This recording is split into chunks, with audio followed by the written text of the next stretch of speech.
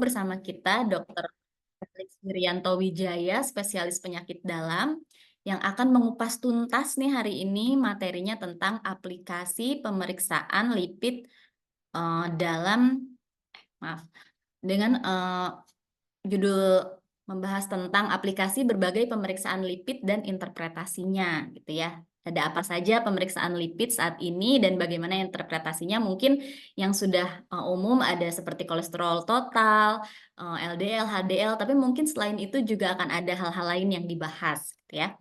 Baik, halo, selamat siang dokter. Sudah ready ya Selamat dok siang. Ya, ya, untuk pemaparan materi hari ini? Untuk waktunya kurang lebih di 50 menit supaya kita punya sisa waktu 10-15 menit untuk tanya jawab ya, Dok. Baik, terima kasih. Saya langsung persilahkan kepada Dr. Felix untuk memulai pemaparan materinya. baik. Saya izin bentar ya. Saya naik dulu bentar, agak berisik di sini. Baik, Dok.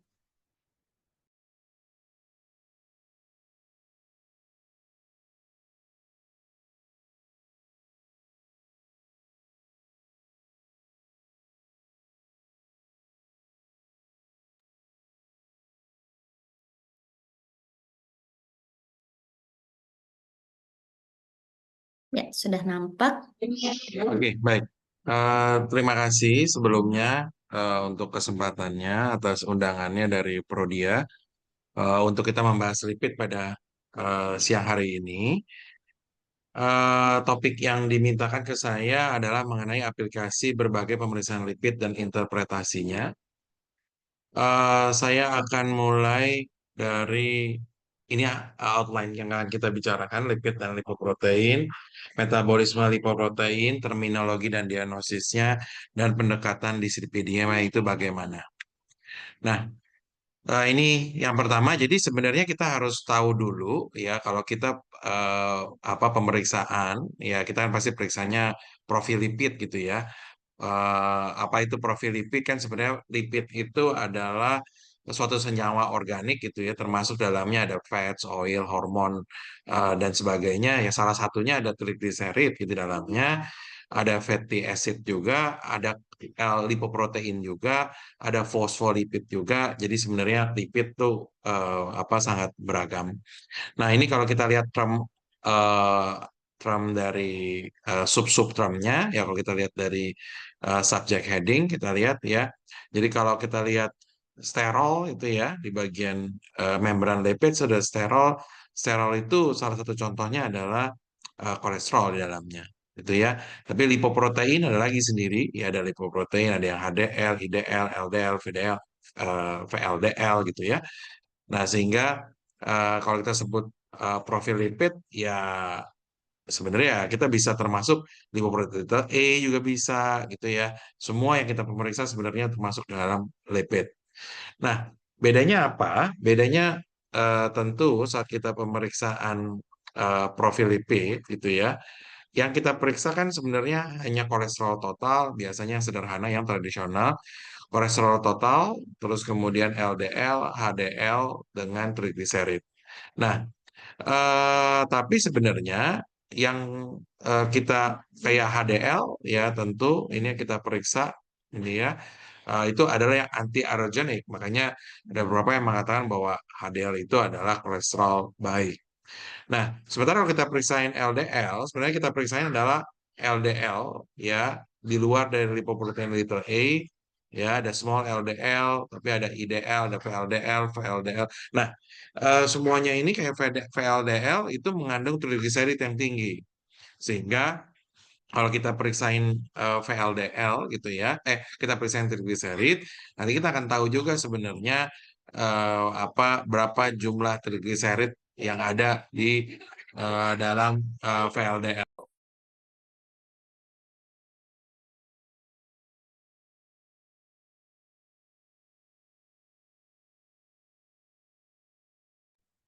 Nah, ini kalau kita lihat tadi yang VLDL, ya. Nah, ini kalau kita lihat, ya, kalau apa trigliserid itu ya terbanyaknya adalah di kilomikron, ya, VLDL gitu ya. Jadi kalau kita periksa trigliserid, ya kita ada pemeriksaan ya akan termasuk kilomikronnya itu ya bukan semua kilomikron tapi ada trigliserid dalam kilomikron ini akan kita kelihatan semua. Yaitu kita periksaan trigliserid.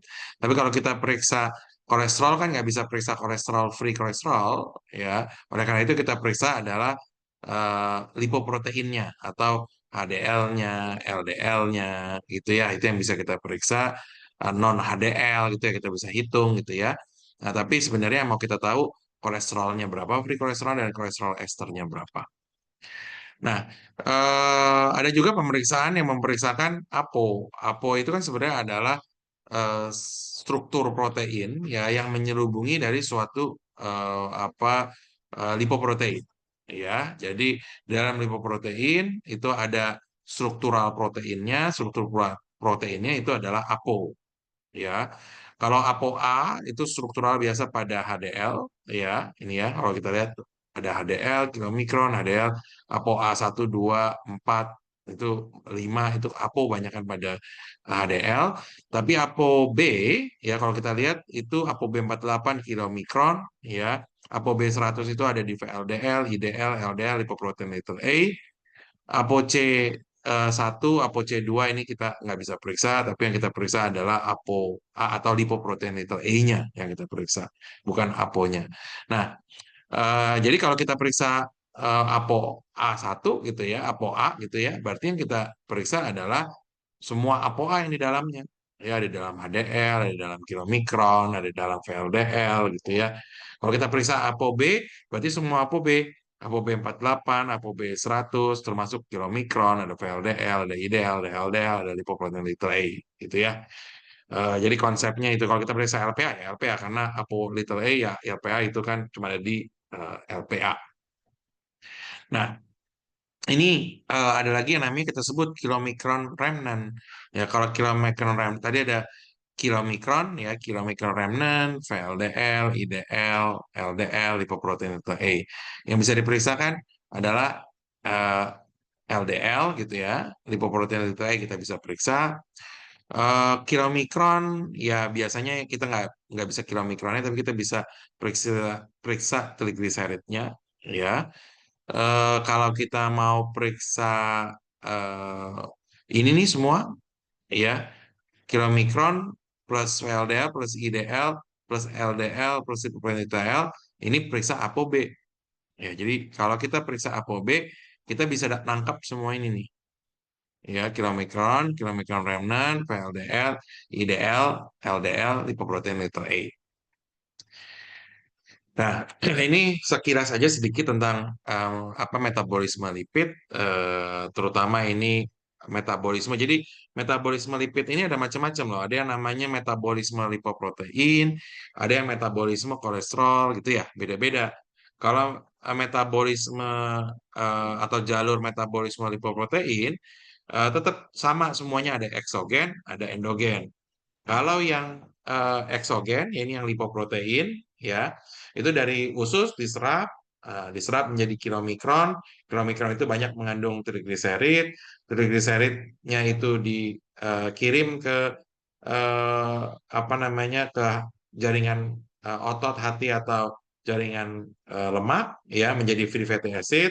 Gitu karena trigliserid adalah gabungan dari gliserol dengan free fatty acid.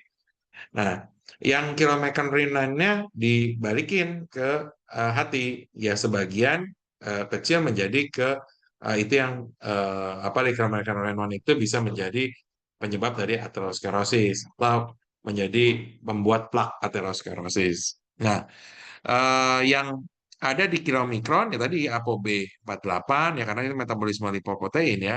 ApoB48 itu yang dihasilkan dari hati itu dia transfernya ApoC2 dan ApoE dikirim dari HDL ya. Itu kurang lebihnya. Untuk eh, apa lipoprotein endogen, kalau lipoprotein utamanya yang bikin adalah hati ya. Hati membuat VLDL ya yang isinya sebenarnya adalah ApoB100 ya, ApoC2, ApoE ini diambil dari HDL. Nah, isinya kebanyakan adalah trigliserid dan sebagian kecil kolesterol ester. Kalau dia di berhubungan dengan jaringan perifer, dia dipecah oleh lipoprotein lipase, trigliseridnya diambil, ya. Kemudian karena trigliseridnya diambil, jadi kolesterol esternya lebih banyak, jadi lipoproteinnya yang ApoC2-nya hilang karena sudah bergabung dengan lipoprotein lipase. Eh, nah, kemudian itu menjadi IDL. Nah, yang IDL dipecah lagi oleh hepatik lipase gitu ya, menjadi LDL.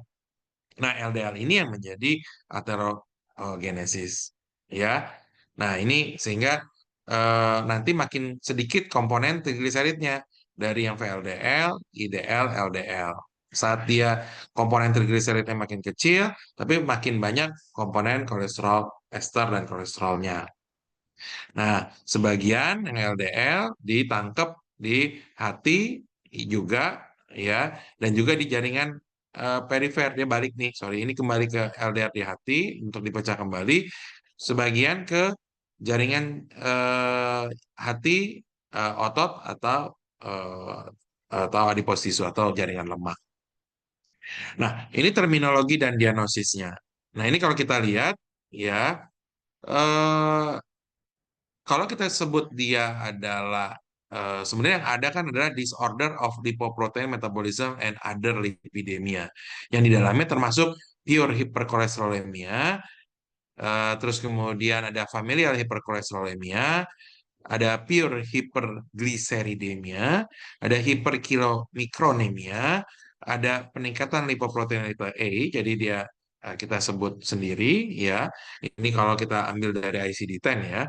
Ada hiperlipidemia, hiperlipidemia unspecified, lipoprotein deficiency, disorder of bile acid and cholesterol metabolism, ya. Ini sindrom-sindrom ada juga, ada lipoprotein, lipoprotein hemotrosis, ada disorder of lipoprotein metabolism. Nah, itu ada apa isi golongan penyakit-penyakit atau terminologi penyakitnya sendiri-sendiri. Nah, tapi secara umum disebutnya kalau itu adalah dislipidemia. Nah, sebenarnya kalau kita periksa itu dasarnya dari mana sih dulu yang ada di lab gitu ya. Di diagnosis dislipidemia kan sebenarnya dulu adalah dasarnya dari ATP3. ATP3 ini Adult Treatment Panel 3 tahun 2003 nih. Ya ini udah lama banget, jadi udah 22 tahun lebih. Yang dulu disaranin waktu pemeriksaan ini adalah harus fasting 9 sampai 12 jam. Itu dasarnya yang kalau di lab Prodia juga ditulis optimalnya berapa nih ya, optimal borderline high, high, very high, kolesterol berapa HDL itu dasarnya adalah dari ATP3 ya. Nah, terus kemudian oleh karena itu orang kalau di atas 130 gitu ya, biasa orang disebut sebagai dislipidemia gitu ya. Kalau kolesterol lebih dari 200 dianggap sebagai dislipidemia. Nah, ini memperlihatkan tentu di makin ke sini gitu ya, bahwa sebenarnya penting nggak sih puasa apa enggak gitu ya. Nah, ternyata sebenarnya puasa atau enggak itu eh, tidak memberikan makna yang berbeda, terutama dalam kita menilai faktor resiko untuk kardiovaskular. Nah, sehingga nih kalau dilihat nih ya, baik total lipid ya, total nih kolesterol total nih ya, fasting or non fasting gitu ya, mirip ya adjusted hazard ratio-nya ya. Ini yang di sebelah kiri itu all partisipan, yang sebelah kanan itu yang belum ada sakit apapun. Sebentar. Nah, eh mana tadi? Ya, nah jadi LDL, kalau yang LDL yang di atas pakai Friedewald equation, yang di B ini adalah yang dieksklusi gitu ya, dengan yang trigliseridnya tinggi, LDL yang bawah pakai Martin-Hopkins equation. Nah, dari penelitian ini ya memperlihatkan bahwa fasting dengan non fasting mempunyai apa ya nilai prediksi yang sama untuk terjadinya kardiovaskular, sehingga makin ke sini makin tidak perlu fasting atau tidak bisa dilakukan dengan non fasting. Apa sih keuntungannya non fasting? Keuntungan fasting non fasting adalah aman untuk orang yang diabetes, orang udah tua, anak gitu ya, nggak perlu terlalu lama 9 sampai 12. Dan apa cocok untuk pasien-pasien yang triglyceridnya nggak tinggi-tinggi amat gitu ya. Dan nggak perlu disuruh pulang gitu ya, bisa datang pasien terus diperiksa. Jadi nggak usah bolak-balik lah pasiennya. Nggak perlu diambil, kalau sekarang dia ambil darah, nggak perlu besok dia ambil darah lagi gitu ya. Atau dia udah capek-capek datang ke lab terus disuruh pulang, nah itu apa karena nggak puasa itu juga sebenarnya kurang pas juga. Nah, non fasting itu lebih baik untuk menilai triglycerid dan atherogenic lipoprotein race. Tapi kalau seandainya fasting, memang kalau fasting keunggulannya nggak perlu, tidak perlu ini nih. Kalau seandainya tingginya tinggi, ya nggak perlu diulang ya karena udah termasuk dengan puasa. Ya, tapi bisa membahayakan pasien ya yang fasting evoke en route hypoglycemia in diabetes. Ya, pasien diabetes minum obat diabetes terus kemudian disuruh puasa, akhirnya dia hipoglikemi karena puasanya kelamaan 12 jam. Ya itu kan hampir hampir setengah hari sebenarnya dia suruh puasa. Ya, lebih lebih hampir sama kayak dia puasa Ramadan. Puasa Ramadan kan kira-kira 14 jam. Ya, sedangkan puasa Ramadan aja mestinya ada persiapan sendiri, ada cara pemakaian obatnya sendiri gitu ya. Jadi kalau kita pasien dengan obatnya banyak diabetes, apalagi dengan insulin, hati-hati. Jadi kalau kita paksakan suruh fasting malah nanti hipoglikemi saat dia diperiksa. Ya. Nah, guideline menyatakan apa? Guideline yang menyatakan harus fasting hanya di 2003, ada treatment panel itu yang dulu. Dan di 2013 masih ada ya. Lihat kalau untuk CVD risk assessment or before starting lipid lowering therapy, ya tuh di bagian bawah. Saya lihat sini. Bentar. Nah, ini tuh ya, fasting sample is preferred ya, but not mandatory. Itu pun not mandatory, tapi ini dia preferred. Tuh di 2013. Tapi di 2000 atas gitu ya, terutama di atas 2019, 2000 ini udah nggak ada lagi nih yang bilang fasting non needed, non fasting is recommended gitu ya. A non fasting sample can be used. A non fasting sample is considered acceptable, no longer required. Ya ini karena dia non fasting lipids are acceptable. Ya, kenapa acceptable? Ya karena tadi resiko tadi mirip karena kita kan mau risk assessment. Ya, itu sehingga tidak perlulah dilakukan puasa-puasa kecuali memang rencana yang lain. Nah, ini ada yang lain-lain nih, ada ceritanya nih. Ya, kalau non fasting triglyceride lebih dari 75, nah fasting eh, are abnormal, jadi nilai cut off-nya udah beda. Kalau non fasting itu triglyceride lebih dari 175, ya. Tapi kalau dia lebih dari 400 harus diulang. Ya, ini kalau di European dia lebih dari 440, TG-nya kalau non fasting dia harus diulang gitu. Tapi non fastingnya angkanya tetap di atas 175.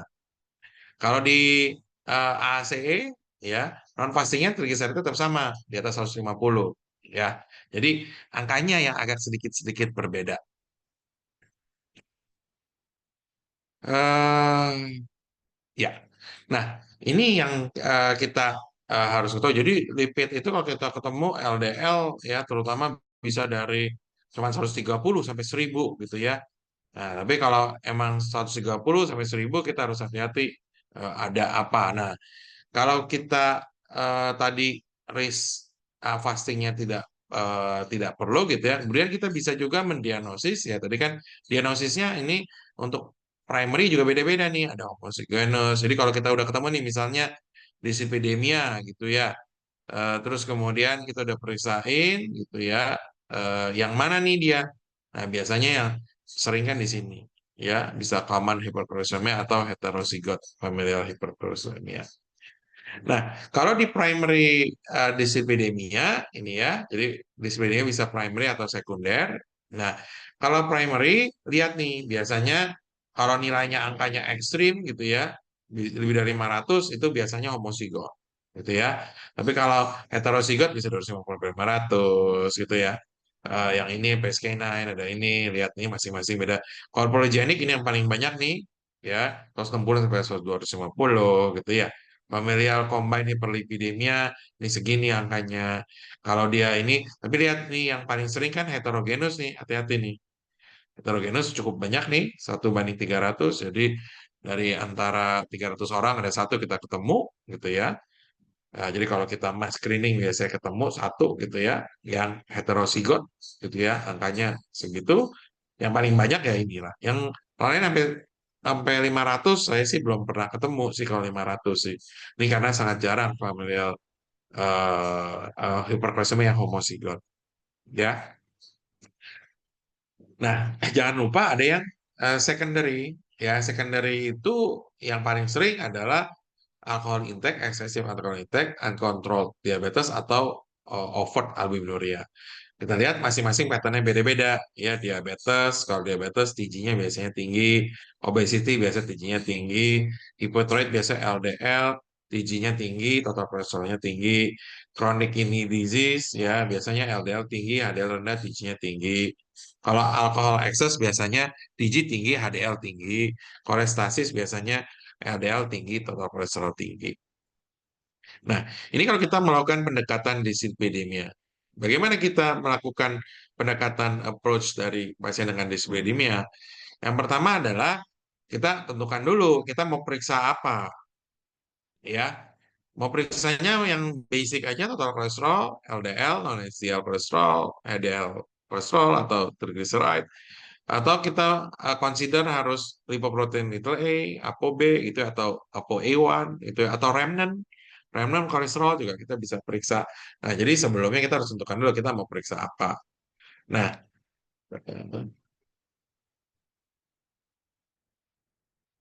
eh, ini yang menjadi kurang lebih apa ya patokan kita lah ya bahwa eh, kira-kira kita mau periksa apa sih gitu ya.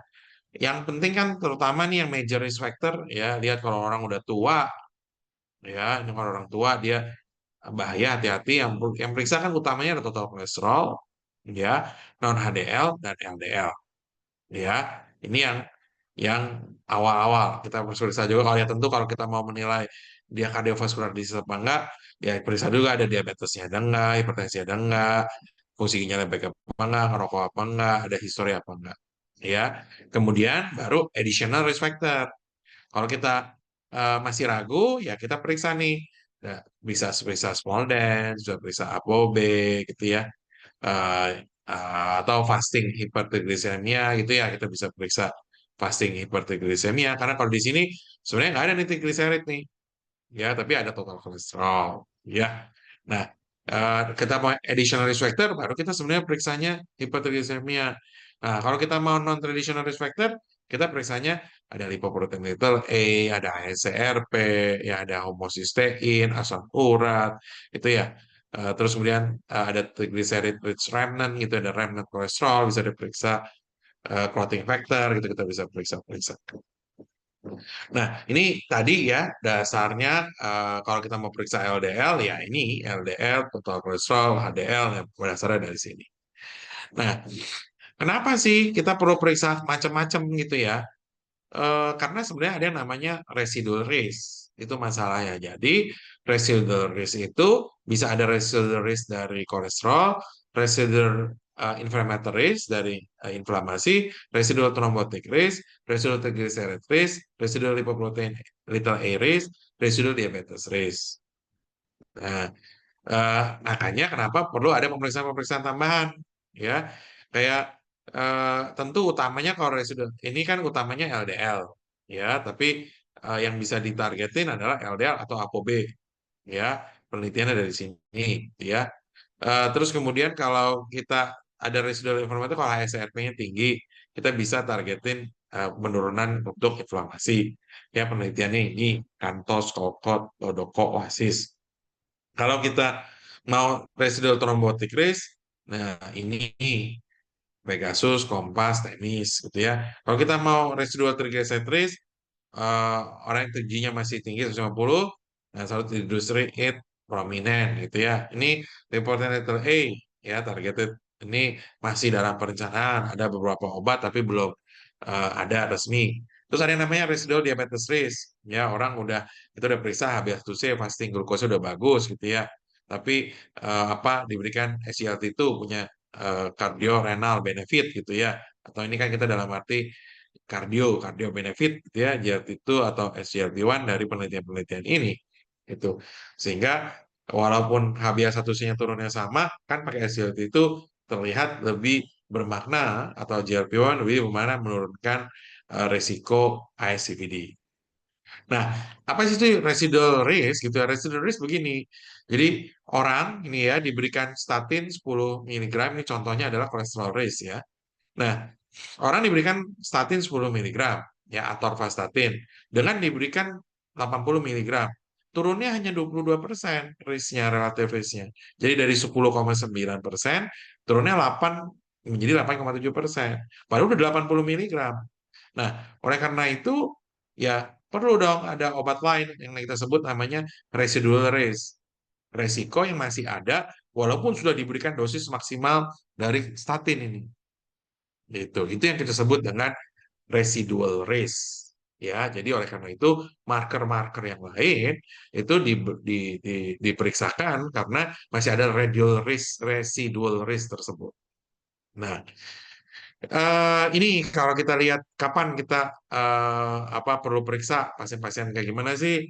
Nah, kalau dari rekomendasi ini Canadian, ini European, ini Amerika, ya ACC, AHA itu kan Amerika, USPSTF ini ya, United States juga nih, US Preventive Service Task Force, ini juga National NLA itu National Lipid Association, gitu ya.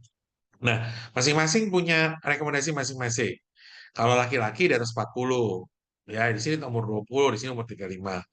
Di National Lipid Association dikatakan di umur 9 sampai 11 itu sekali, di atas 20 tiap 5 tahun sekali sekali sekali sekali. Nah, sampai nanti di atas 35 tahun ya bisa tiap tahun tergantung dari resikonya. Nah, kalau laki-laki perempuan ya lebih dari 40 gitu ya, lebih dari 50 ya or postmenopausal, lebih dari 20, lebih dari 45 ya. Ini yang special population. Jadi kalau special saat kita screening kita ada ketemu risk factor gitu misalnya dia diabetes ya, misalnya dia apa CKD ya periksa langsung gitu ya tanpa harus melihat umurnya. Nah, kalau di ISC bilang children with suspected familial hypercholesterolemia. Di ini adalah umur 20 sampai 35 laki-laki. Di ini ada yang lebih dari dua ISVD risk factor-nya. Itu diperiksakan saja, ya. Nah, bagaimana periksanya? Nah, ini kalau CCS lihat nih, standard fasting or non fasting, ya. Total kolesterol, LDL, HDL, non-HDL, triglyceride. ESC juga sama, ya. Total kolesterol, LDL, ini. ACC juga sama. Semuanya, ya, memang standarnya adalah yang total kolesterol, LDL, HDL, non-HDL, triglyceride. Tapi ingat, ya, semuanya bilang standar fasting or non fasting lipid, nggak ada yang ngomongin harus fasting. Nah, di CCS Canadian mengatakan bahwa lipoprotein little A once in a lifetime, optionalnya ApoB. Ya, ini kan untuk screening ya. Ini ingat ini untuk screening yang diomongin. Di SC screening ApoB juga disarankan lipoprotein A consider once in a lifetime. Nah, di AHA opsionalnya ApoB atau lipoprotein little A opsional. Itu. Ini kita kenapa sih pemeriksa lipoprotein letter A gitu ya? Sebenarnya kan tujuannya untuk eh, prevention. Kita harus mengukur si virusnya gitu ya. Nah, tadi pemeriksaan lipoprotein letter A angkanya ada tuh. Kalau lipoprotein kurang dari 75, dia termasuk low risk. Kalau ini borderline risk, moderate risk, high risk. Jadi ya kita periksa itu karena memang dari penelitian ini ada memberikan cut off-nya yang berbeda-beda terhadap setiap dari angka lipoprotein little A. Nah, ada juga yang ApoB, ya ApoB dan LDL kolesterol. Nah, ApoB ini sendiri kenapa lebih bagus dibandingkan LDL kolesterol?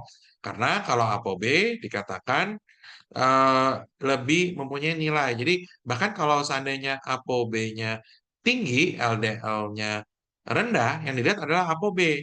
Dan sebaliknya, kalau ApoB-nya rendah, LDL-nya tinggi, tetap yang dilihat ApoB juga. Apa sih, kenapa sih? Sebenarnya kan intinya karena adanya resiko. Ya ini dari penelitian ini kalau dilihat nih, association between concordant or discordant ApoB, LDL, ApoB, and non-LDL, and all cause mortality in statin treated. Ya, lihat nih, kalau ApoB-nya rendah, ya ini ApoB-nya rendah, ya ini kan ApoB rendah, LDL rendah ya semua orang pengennya begitu, ya. ApoB dan LDL-nya rendah, ya yang jadi reference. Nah, kalau ApoB rendah, LDL-nya tinggi, bahkan sebenarnya protektif, bagus gitu ya, walaupun LDL-nya tinggi, ya lebih tinggi daripada median maksudnya. Ini ya. Jadi, nah kalau ApoB-nya tinggi tapi LDL-nya rendah, lebih tinggi resikonya. Kalau ApoB tinggi dan LDL tinggi ya udah pasti lebih tinggi. Nah, kita lihat juga dari ApoB versus non HDL. Kenapa kita nggak pakai non HDL? Nah, lihat, ini ApoB non HDL rendah referensinya. Ya, kalau ApoB-nya rendah, non HDL-nya tinggi, ternyata protektif. ApoB yang kita pegang dibandingkan dengan non HDL. Nah, tapi kalau ApoB-nya tinggi, ya, walaupun non HDL-nya rendah, tetap dia beresiko. Gitu. Oleh karena itu, kenapa? Oh, kita pakai ApoB dong, lebih bisa menggambarkan daripada LDL. Gitu ya. Karena kan ya LDL-nya rendah pun kalau ApoB-nya tinggi, dia beresiko. Gitu. Ya. Nah, tadi kita udah lihat, waduh, ada banyak ya pemeriksaan yang kita bisa periksa gitu ya. Nah, terus selanjutnya apa? Ini kayaknya ada yang hilang misalnya. Ntar deh, siapa tahu ada di bawah. Ntar kalau itu saya akan. Nah, eh terus setelah kita udah, tadi kan kita apa pertama pilih dulu mau periksa yang mana. Tadi kan udah tahu, aduh, ini bisa lipoprotein eritranya bisa. Standarnya tadi screeningnya sarannya begitu. Kalau udah ketemu jelek, ya pastikan dulu ada secondary cause-nya apa enggak gitu. Nah, ini kalau lihat dari LDL aja. Ya, jadi kalau orang LDL tinggi, ya, yang perlu dilihat adalah cek secondary cause-nya. Ya, kalau mau dilihat ini ada di sini tuh, ya tinggal di searching aja. Eh, nah, kalau ada secondary cause-nya, perbaiki secondary cause-nya. Bukan cuman apa langsung obatin gitu ya, tapi perbaiki secondary cause-nya. Nah, kalau seandainya eh, ini sudah kita perbaiki juga, lihat clinical assessment-nya. Ya, ada sartoma, ada vascular disease apa enggak. Kalau ada, ya hati-hati, jangan-jangan ada familial hypercholesterolemia. Lebih baik diperiksa DNA testing kalau bisa, ya. Terus lihat lagi, waduh, apa LDL-nya di angka berapa sih gitu ya. Kalau apa udah bagus, ya udah lifestyle measure aja suruh ini. Tapi kalau masih lebih tinggi, balik lagi pertanyaannya, kita mau primary prevention atau secondary prevention? Ya, mau stepwise, mau by statin, atau mau concurrent langsung gitu ya. Kalau secondary pasti harus langsung. Kalau udah berhasil, ya udah lihat yang lain gimana. Yang tadi namanya risk enhancer, ya. Kalau masih tinggi, TG-nya tambahin icosapenthyl ethyl, gitu ya. Kalau seandainya masih tinggi juga, naikin lagi dosis statinnya. Cek lagi, aman ya udah. Masih tinggi juga, add lagi ezetimibe, aman ya udah. Masih tinggi juga, add PCSK9 inhibitor. Itu ya. Itu kurang lebih yang ini. Nah, ini yang secondary tadi kan kita mau nanya secondary. Secondary apa aja? Lihat nih, ya secondary cukup banyak, ya. Ekses alkohol, ya tinggi TG, ya. Kalau orang sedentary ya ini ya yang tinggi sama ini turun ya. Jadi kalau kita lihat oh LDL tinggi, TG tinggi, HDL turun, tapi turunnya dikit-dikit ya. Ya itu biasanya karena ini physical inactivity. Obesity juga sama, ya. Smoking juga lebih rendah biasa LDL-nya. Kalau dietnya trans fatnya tinggi, LDL-nya sangat tinggi. High saturated-nya tinggi ini. Kalau high karbo, TG-nya tinggi, HDL-nya turun. Gitu ya. Jadi kalau kita ngomongin Pasien tingginya tinggi, jangan bilang makannya rendah lemak, rendah karbohidrat gitu. Nah, kalau ada penyakit tadi kolestasis, obstructive liver disease itu kolestasis, biasanya LDL-nya tinggi. Ya, itu ada hubungannya sama metabolisme lipoprotein atau metabolisme kilomikron gitu. Dan kolesterol justru metabolisme kolesterol penyerapannya absorpsinya. Kalau hipotiroid biasanya LDL-nya juga tinggi. Nefrotik LDL tinggi. Anoreksia LDL tinggi. Metabolic syndrome TG-nya biasa tinggi, HDL rendah. Ya, kalau diabetes biasanya TG-nya tinggi, HDL rendah. Ini dan sebagainya. Tuh.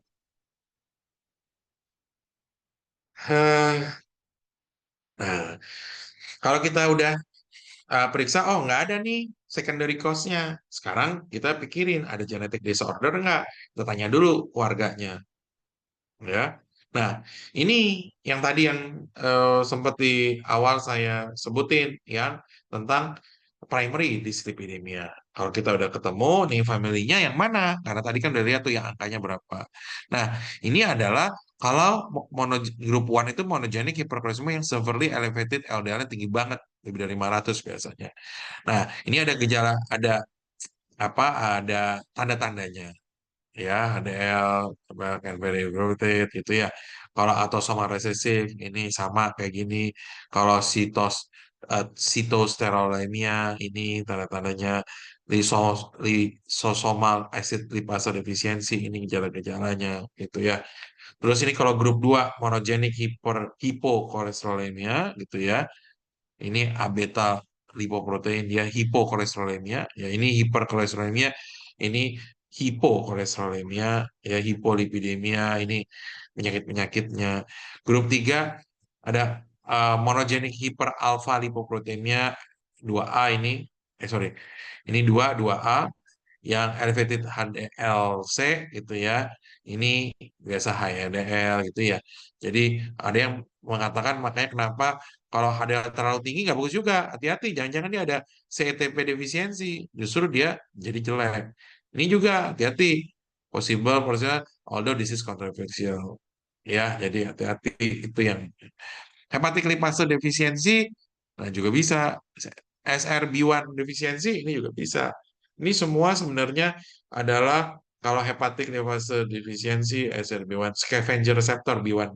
Ini itu adalah kalau HDL-nya udah penuh gitu dia diambil supaya HDL-nya di metabolisme dipecah terus kemudian balik lagi jadi HDL nasen, HDL awal lagi gitu ya. Kalau tahu metabolisme HDL nanti itu nyambung di situ. Kenapa si SRD1 defisiensi bisa bikin HDL-nya sangat tinggi. Nah, kalau grup 2B ya monogenic hypoalpha-lipoproteinemia severely depressed HDL kolesterol jadi rendah banget. Nah, salah satunya apolipoprotein A1 defisiensi.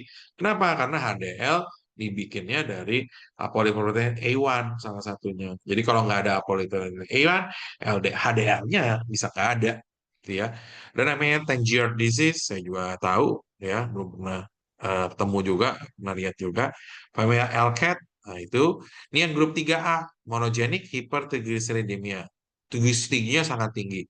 Kelainan-kelainannya penyakitnya ada familial chylomicronemia syndrome, infantile hyperTG transient, beta lipoproteinemia. Ini secondary dyslipidemia tapi gene related nih. Ya, jadi secondary-nya gene related. Jadi partial lipodystrophy karena gennya bermasalah, ada gene defect di sini. Generasi lipodystrophy karena ada gene defect juga. Ya, jadi tidak semua pasien dislipidemia itu. Jadi kalau kita lihat pasien ada yang aneh, apalagi kalau anak hati-hati itu. Iya, karena biasa ada sindrom sesuatu yang mesti kita ngeh juga. Nah, setelah kita udah lihat dia ada familial apa enggak, kita harusnya periksa gen tadi yang kita udah approach itu gen-gennya ada macam-macam tuh. Apa bisa dibaca nanti ada gen-gen yang terlibat yang mungkin diperiksa untuk familial homozigot familial hiperkolesterolemia. Setelah kita udah ketemu, kita tadi tentukan dia resikonya apa gitu ya. Tadi kan udah pertama kita mau periksa apa? Yang kedua, kita tahu dia tinggi kenapa, ada secondary cause apa enggak. Karena kalau ada secondary cause, udah obatin secondary cause-nya. Yang ketiga, lihat ada apa primary-nya, ada primary dyslipidemia yang genetik nggak, gitu ya. Oke, kalau selanjutnya udah eh, oh kayaknya enggak lah, ini naiknya dikit-dikit aja, nggak yang ekstrim nilainya. Nah, sekarang adalah define the risk. Ya, evaluasi resikonya. Resiko yang dimaksud adalah resiko kardiovaskular. Ya. Nah, pakai apa? Nah, macam-macam lagi. Sekarang kita mau define the risk. Kita udah periksa nih tadi ya, total kolesterol ini. Dalam semua skor, jarang untuk scoring itu ada untuk apa skor untuk LDL ya. Hampir semua adalah total kolesterol dengan HDL. Jadi non HDL kolesterol kebanyakan yang menjadi apa namanya menjadi risk risk risk penilaian risiko. Nah, sebelah kiri ini ya itu adalah prevent. Ya, kalau kita pakai prevent itu dari Amerika punya, ya, dari penelitian di Amerika, populasinya orang Amerika, ya. Di sini ada seks, ada age, total kolesterol berapa, HDL-nya, SBP, diabetes apa enggak, karena smoker, EGFR, ada BME, ada BMI, ada UHCR, ada HbA1c, ada zip code-nya, tempat itu using ini sistatin apa enggak. Nah, yang sebelah kanan, ya, ini adalah Framingham Risk Score, ICVD Risk yang dulu di 2019. AHA punya juga.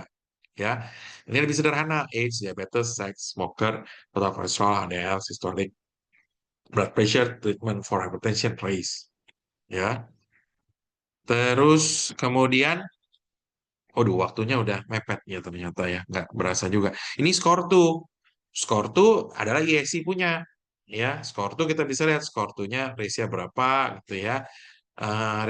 Kalau Eropa juga beda-beda tuh regionya. Jadi regionya nggak semua, oh Belanda, tinggal kita masuk nggak Belanda ya, dia masuknya apa nanti regionya. Oh yang very high kayak Rusia gitu ya, atau Eropa Timur tuh biasanya masuknya very high gitu ya. Jadi ada petanya nanti tinggal dibuka dibaca.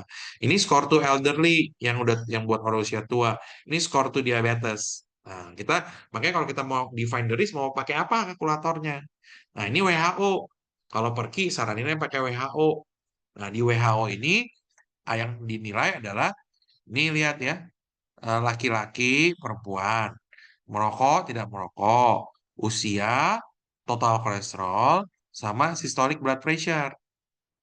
Ya, jadi komponen yang dilihat itu total kolesterol, dia nggak ngomongin HDL, nggak ngomongin LDL gitu ya, nggak ngomongin fungsi ginjal, yang dilihat hanya smoker, non smoker, usia, jenis kelamin, systolic blood pressure, total kolesterol. Ya, sehingga kita tahu nih berapa nih resikonya. Ya, kalau di lihat ini kan Indonesia, Kambodia, maksudnya risk level tuh ya, risk level lihat kalau warna ini berarti resikonya rendah di bawah 5% tuh yang warna ini ya, yang warna apa namanya hijau ya. Kalau ini begitu 17% ini artinya 9%, 9%, 8% ini 11 gitu ya. Ini 17%. Makanya nih lihat nih ya, apa kalau tanpa diabetes, oh ya sama diabetes dan tanpa diabetes. Kalau dengan diabetes, lihat risikonya udah tinggi-tinggi semua, udah hampir semua merah-merah semua. Apalagi kalau di usianya tua, ya. Nah, ini apa kalau kita mau lihat lagi yang tadi pakai ApoB gitu ya, atau non HDL. Nah, non HDL itu adalah ini nih semuanya ya, kilomikron, VLDL, IDL, lipoprotein itu LDL, ya. Semuanya ada ApoB-nya. Nah, jadi dia tuh tadi kalau LDL rendah, ya, LDL rendah, sorry, LDL tinggi, ApoB-nya rendah, nggak meningkatkan. Tapi LDL-nya rendah pun, ya, non HDL-nya tinggi, ApoB tinggi meningkatkan nih. Nah, itu yang membuat apa kita perlu timbang-timbang, perlu nggak kita periksa ApoB gitu ya, atau minimal non HDL. Nah, ini menilai risiko lagi. Ini ApoB to ApoA1 ratio, ya. Kalau di sini cut off-nya 0,9 nih di sini. Tapi ingat loh, cut off ini di penelitian ini kalau nggak salah di Swiss kalau nggak salah, ya.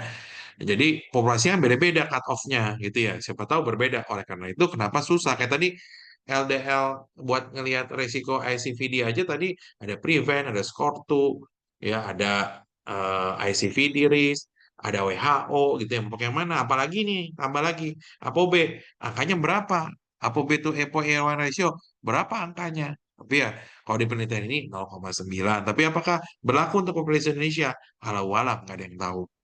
Nah ini tuh lihat tuh, makin tinggi ApoB-nya ya makin rendah ApoB-nya ya ini ApoB rendah, ApoB makin tinggi resikonya gitu ya. ApoB to ApoA1 ratio. Nah, ini nilai lagi pemeriksaan remnant kolesterol ya. Kalau remnant kolesterol ini di Copenhagen tuh lihat.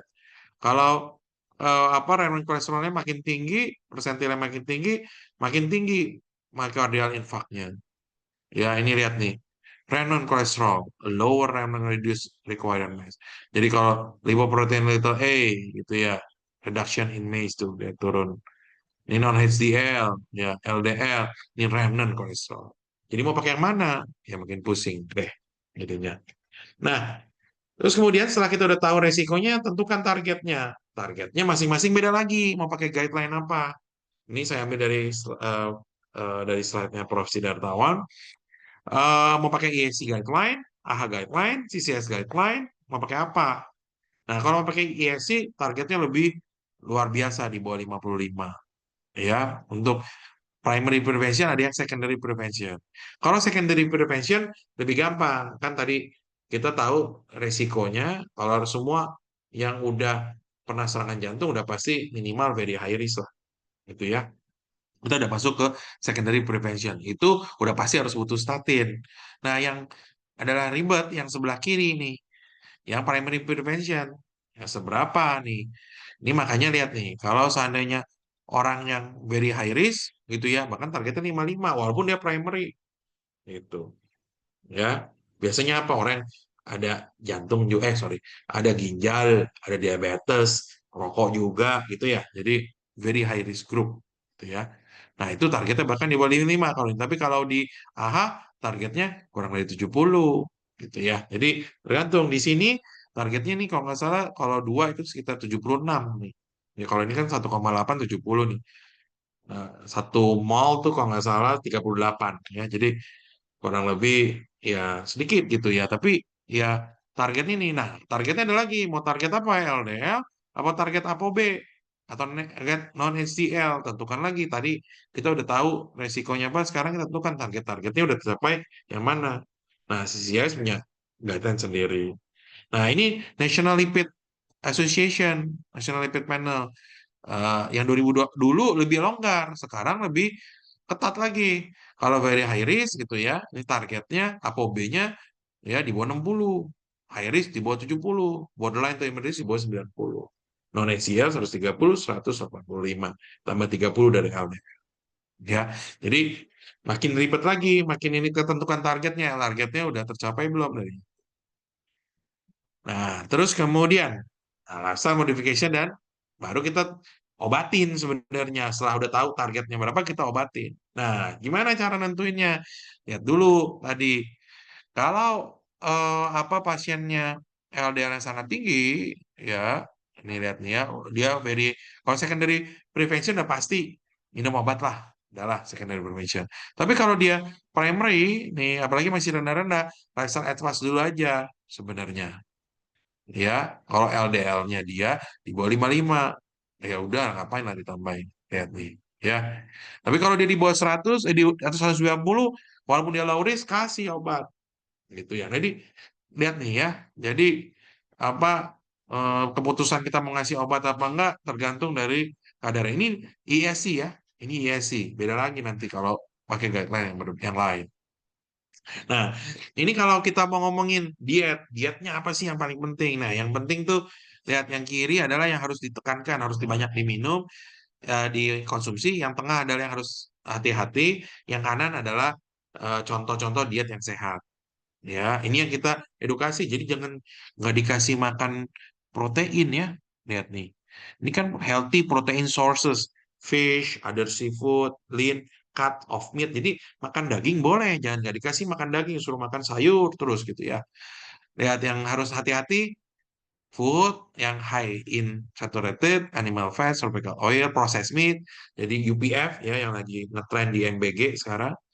Refined grains or added sugar. Nah, ini juga hati-hati. Jadi bukan berarti saya sebut merek aja Tropicana Slim, Diabetasol semua bagus-bagus aja ya. Lebih baik tanpa kalau memang bisa. Highly processed food ya, foods with high sodium content, alkohol, nah itu. Nah, kalau kita lifestyle influencer, apa yang kita harapkan? Kalau dia reduce dietary saturated fat, harapannya adalah lower LDL, increase HDL, lower TG. Increase dietary fiber, harapannya increase HDL, lower LDL. Ini reduce kalau lower TG yang disuruhnya adalah kurangi karbo, kurangi alkohol, sama suruh banyak aktivitas. Gitu ya. Kalau kita mau bilang suruh turunin LDL, berarti kurangi makan berlemak, makan banyak serat, kurangi berat badan, ningkatin aktivitas. Kalau mau naikin HDL, ya misalnya ada yang nanya, saya mau naikin HDL, kurangi makan berlemak, tingkatin ini, karbonya dikurangi, olahraga, berat badan turunin, quit smoking, begitu cara ngeditanya. Nah, ngasih statin. Statinnya yang mana? Nah, tergantung. Tadi kan kita udah lihat. Kita angkanya awalnya berapa, targetnya berapa. Nah, kita mau nurunin berapa? Kalau kita mau nurunin lebih dari 50%, pilihannya cuma dua. Antara Ator atau Rosu. Kalau kita mau nuruninnya 30-50%, pilihannya banyak. Bisa Ator, Fluva, Lova, Pita, Prava, Rosu, Simva, itu bisa. Kalau kita mau nurunin cuma kurang dari 30, mau terserah mau pakai Fluva, Lova, Prava, Simva. Kalau Pita sama Ator sama Rosu bahkan tidak disarankan karena dia nuruninnya cukup banyak. Jadi tergantung kita mau nurunin berapa banyak. Nah, kalau masih belum bisa juga turunin, kita, waduh kayaknya nggak akan bisa lah, tinggi banget. Nah, mau tambahin apa? Ezetimibe, turuninnya kira-kira 15-20%. Bempedoic acid segini. Bempedoic belum ada di Indonesia. Di Evolucumab udah ada. Ya, tiap 2 minggu turunnya bisa 60% reduction-nya. Alirocumab belum ada. Ya, Inclisiran udah ada 50%, tapi MACE benefit-nya belum jelas. Nah, ini non-statin. Nah, ini yang apa penting nih.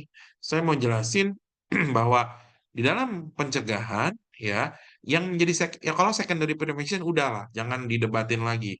Ya, secondary prevention wajib minum statin, udah jelas. Lihat nih ya, ini yang ini adalah kontrol placebo ya, yang diisi ini adalah treatment armnya.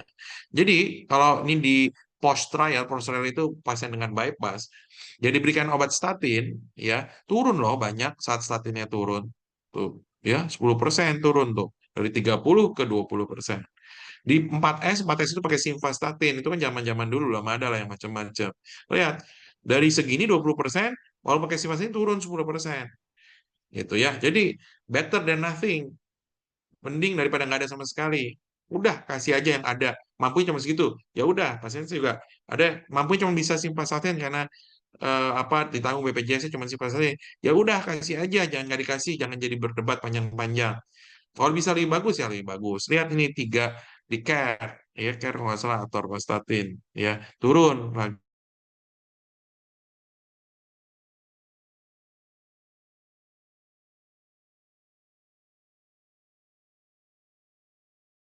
6, 6 turun tuh sedikit. 7 ya 7 ini yang kontrol, ini ya mana. 7 7 7 7 7. Nah, pokoknya intinya lebih turun deh. Ya, kalau kita kasih itu. Nah, ini aktif. Oh, ini aktif komparator ya bandingannya. Aktif komparator 7 tuh penelitian sih A to Z ya. Nah, kalau nggak salah itu ada Prava deh, Prava sama Ato, apa saya juga lupa deh. Jadi dia ini dibandingkan dengan ini nih, jadi dia bedanya sedikit. Tapi ya pokoknya perbaikan deh, pokoknya kalau secondary jangan ragu. Nah ya susah adalah kalau primary. Nah primary lihat nih, ini kalau nggak dikasih turunnya sedikit tuh. Ini dua, ini cuma dikasih ini sedikit ya dari 5 mungkin ke dari ini kan sekitar 5 turun ke 4 lah gitu ya 1%. Ini juga turunnya sedikit. Ini juga turunnya sedikit, ini juga turunnya sedikit. Walaupun ada penurunan. Oleh karena itu, penting buat kita evaluasi risknya gimana. Ya, untuk tahu kita mau ngasih kira-kira seagresif apa. Ya, yang pertama adalah kalau kita ketemu pasien dengan dislipidemia, cari dulu etiologinya apa. Ya, apakah dia primary, apa secondary, causesnya ada apa enggak. Kalau dia primary atau secondary cause, tetap kita melakukannya apa? Primary prevention atau secondary prevention. Ya, kalau kita sudah tahu mau primary atau prevention, primary atau secondary, targetnya berapa? Decide the target atau decide the goal. Setelah itu kita kasih obat dan lifestyle intervention dan medikamentosa, kemudian evaluasi gitu. Turun jadi berapa? Baru tadi add-on yang tadi ada di gambar. Rasanya waktu kita udah pas nih saya. Iya, 55 menit. Oke. Oke, baik. Terima kasih Dokter Felix atas pemaparannya ya yang cukup komprehensif sampai obat-obatnya juga dijelasin nih ya Dok, apa saja dan apa dulu nih yang harus diberikan kepada pasien sesuai dengan tadi ya hasil dari pemeriksaan lipidnya. Baik, mungkin untuk Bapak Ibu dokter peserta boleh eh, menginput untuk pertanyaan di kolom Q&A ataupun di kolom chat boleh, nanti akan saya bacakan pada Dokter Felix. Silahkan jika ada yang mau ditanyakan terkait dengan pemeriksaannya ataupun mungkin tadi ya interpretasi jenis obat dan lain-lain. Memang cukup kompleks ya dok ya untuk profil lipid ini banyak sebetulnya gitu jenisnya dan komponen-komponennya juga. Mungkin sambil nunggu pertanyaan dari audiens, saya mau sedikit bertanya juga ke Dokter Felix, Dok, karena kan sekarang nih di Prodia pun kita gunakan rasio-rasio ya, misalnya rasio TG terhadap apa HDL ya, terhadap LDL ataupun rasio-rasio non HDL kolesterol dan lain sebagainya. Sebetulnya rasio-rasio ini apakah bermanfaat secara signifikan gitu untuk klinis atau itu hanya oke just nice to know aja gitu dok untuk rasio-rasio yang biasa kita gunakan. Ya, jadi kalau rasio itu berarti kita ngomonginnya kita mau identify the race biasanya. Hmm. Nah, kapan itu menjadi penting? Biasanya itu penting itu kalau ada diskrepansi. Jadi misalnya kok LDL-nya baik, tapi kok tingginya tinggi banget. Kita misalnya mau lihat dia sebenarnya resikonya gimana sih, gitu ya. Nah, jadi kalau dua-duanya concordance itu sebenarnya nggak usah pakai rasio-rasio. Gitu. Tapi kalau ada hasil yang aneh gitu ya. Biasanya kita pakai rasio, tapi kita harus tahu dulu rasio-rasio itu cut off-nya berapa gitu. Karena yang bikin susah nih ya, LDL aja susah. Nggak usah pakai rasio dah. LDL aja susah bilang kapan LDL disebut tinggi gitu ya. Eh, Bagaimana gitu ya kita berapa angkanya yang paling eh, 130 tinggi nggak? 120 tinggi nggak? Susah kan? Gitu ya. Atau non HDL dah anggap. Berapa yang kita sebut tinggi? Gitu. Nah, oleh karena itu yang harus kita jelasin ke pasien bahwa apa rasio itu hanya bisa menambah edit value kalau memang ada diskrepansi hasil.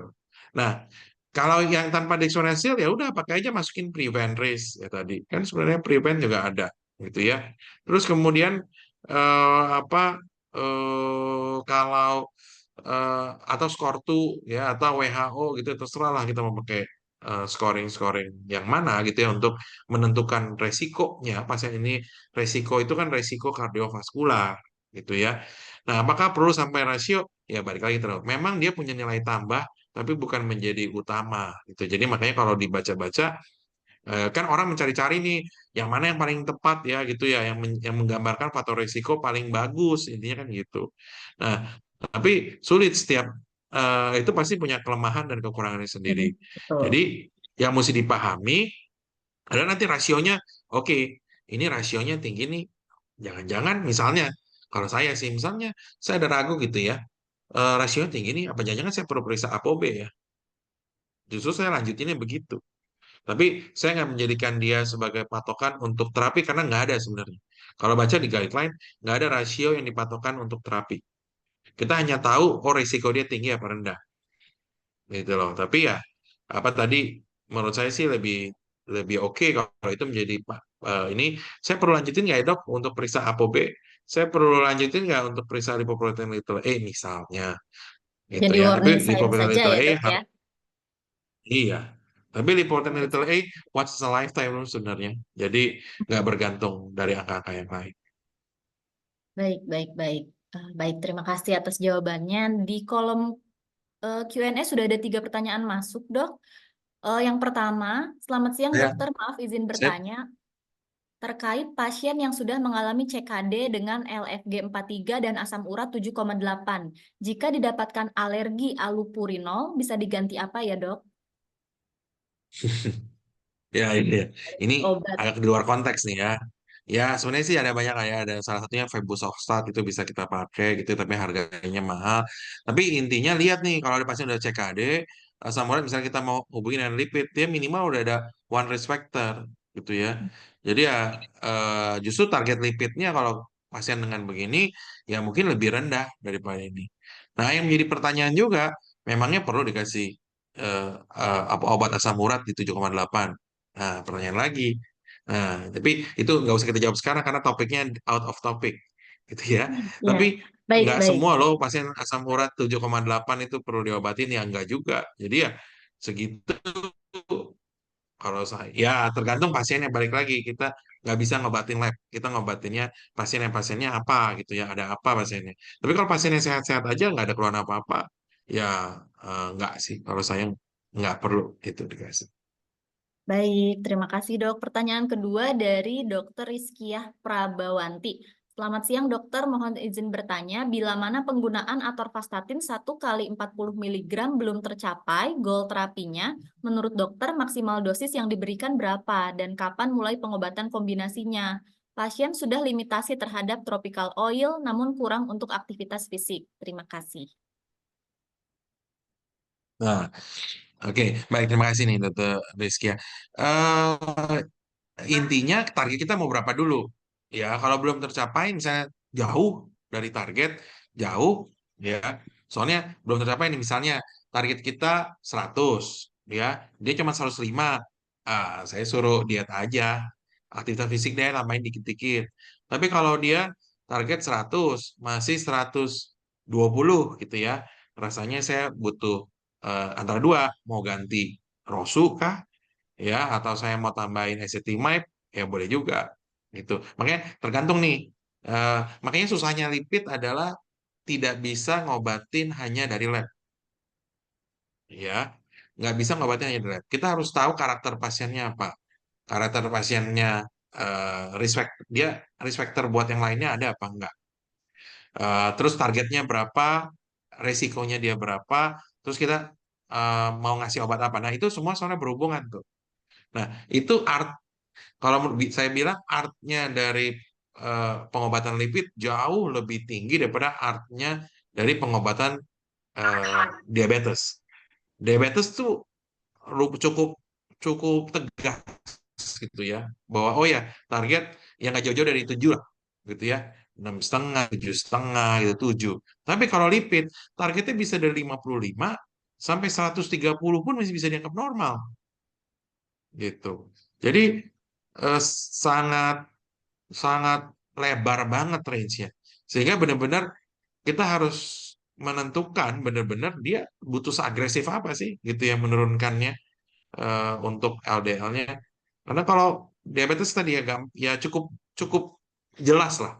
Nah, makanya kita harus ngerti nih, kenapa dasar kita berikan obat dulu ya, dan dia risikonya berapa persen sehingga kita perlu berikan dia obat dan target kita berapa. Sehingga nanti kita bisa ngomong pengobatannya apa?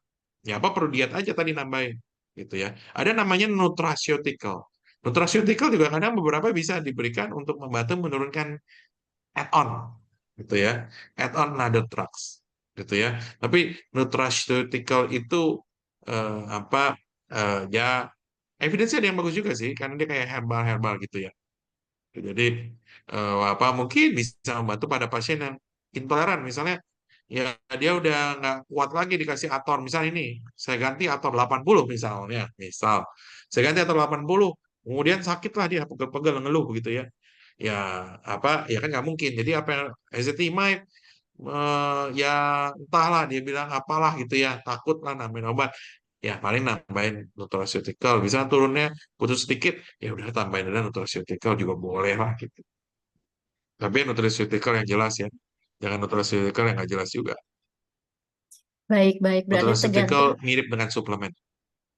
Oh iya, baik dok. Berarti tergantung juga ya dengan kondisi pasiennya seperti apa dan berapa goalsnya gitu yang ingin dicapai ya dari apa pertanyaan ini. Baik, terima kasih dokter Rizkia.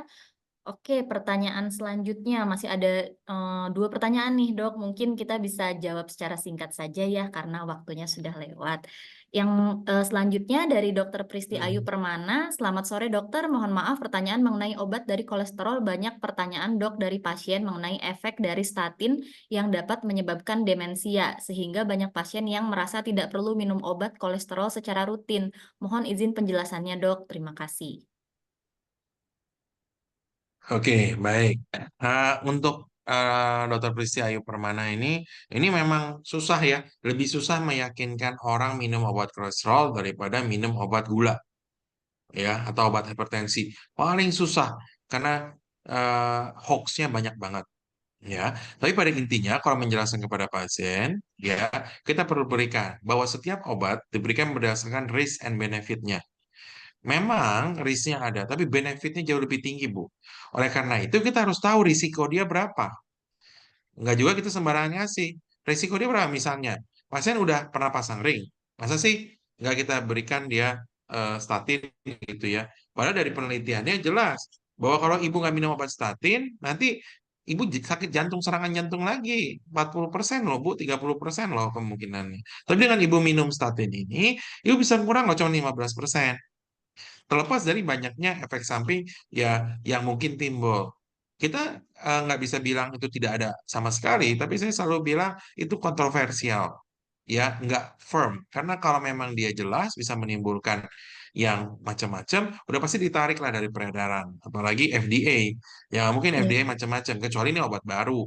Tapi kalau obat lama, ya saya selalu bilang udah nggak usah terlalu takut, ya. Yang paling penting apa minum sesuai anjurannya, nggak usah berlebihan juga, tapi juga jangan terlalu kurang. Kenapa? Ya karena tadi resikonya ada, tapi benefitnya jauh lebih tinggi loh daripada yang ibu cerita tadi. Soalnya risknya itu nggak jelas, unclear lah. Ada yang bilang benar, ada yang bilang enggak. Saya selalu nggak bilang kayak enggak gitu ya. Enggak, saya nggak bilang begitu karena itu akan membuat pasien kayak dokternya jualan nih. Gitu. Tapi saya memberikan penjelasan bahwa there is a big benefit from a little risk gitu loh. ya. Ya, itu sama kayak Baik, orang baik, bilang baik. apa kalau gulanya naik gitu ya bikin ginjal turun gitu ya. There is a little risk tapi high benefit. Gitu yang saya lebih suka.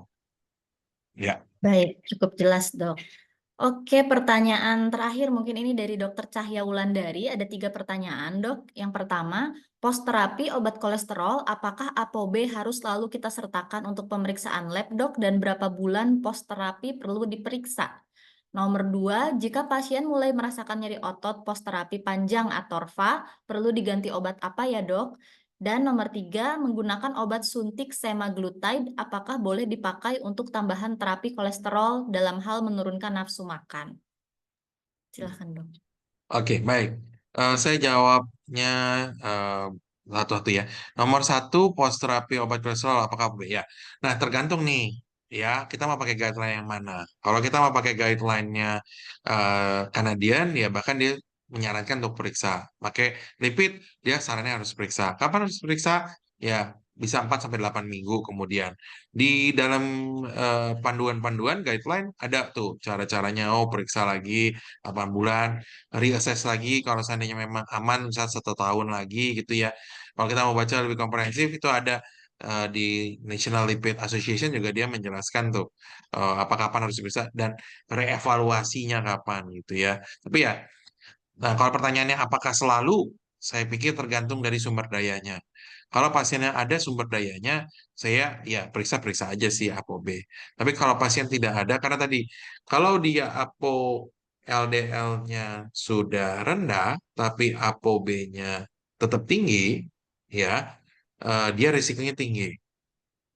Itu yang menjadi apa istilahnya clue. Walaupun kalau ditanya, dari semua guideline apa? Primary targetnya LDL.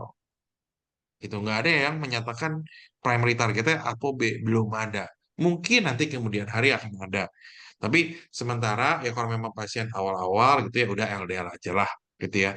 Tapi kalau pasien yang memang kekeh gitu ya, ada nggak sih yang lain gitu ya? Misalnya saya pernah punya pasien kalau saya kasih obat misalnya anggap Ator 20 gitu ya, terus turunnya banyak banget sampai 55. Kalau saya apa kasih Ator 10 ya, ternyata turunnya cuma 80 90, dia turunnya di 80 90. Nah, sekarang saya mau pakai yang mana nih? Gitu deh ya. Nah, mungkin itu bisa jadi juri yang lain, alternatif yang lain. Ah, saya lihat aja lah ApoB-nya gitu loh. ApoB-nya rendah apa tinggi ya. Kalau ApoB-nya ternyata tinggi, udahlah saya kasih Ator 20. Tapi kalau ApoB-nya rendah, ya LDL rendah, ApoB-nya rendah, ya udah ngapain lah. Tergantung kan tadi targetnya berapa juga gitu ya. Karena kan tadi apa ada target-targetnya juga ya. Gitu. Atau kalau pasien udah bagus LDL kolesterolnya, ya, tapi masih serangan jantung juga atau stroke lagi. Nah, mungkin kita perlu alternatif lain, periksanya ApoB gitu. Jadi ya itu menjadi alternatif-alternatif kalau ada kompleks case lah kalau saya sih. Nah, yang nomor dua, jika pasien mulai, nah hati-hati nih, kalau udah jangka panjang, jangan-jangan bukan karena itu nyeri ototnya. Seringkali nyeri otot atau mialgia pada pasien dengan statin itu diberikan di awal dia sakit. Jadi kalau dia di stop, ya dia enakan. Jadi kalau dia udah pakai setahun terus baru sakit, hati-hati, jangan-jangan bukan itu penyebabnya. Ya harus evaluasi lagi. Yang ketiga, penggunaan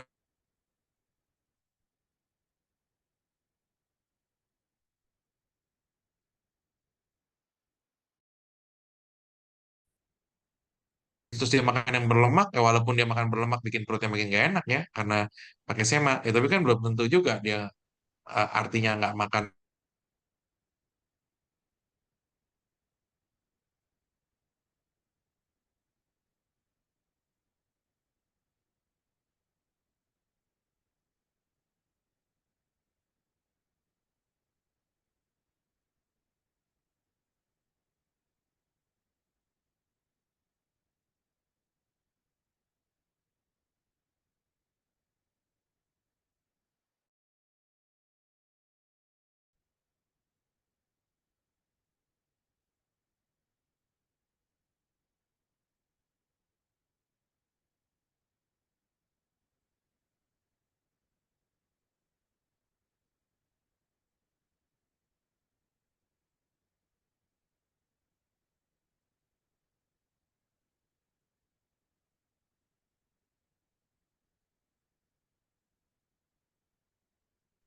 Wah, Baik, saya putus ya. iya.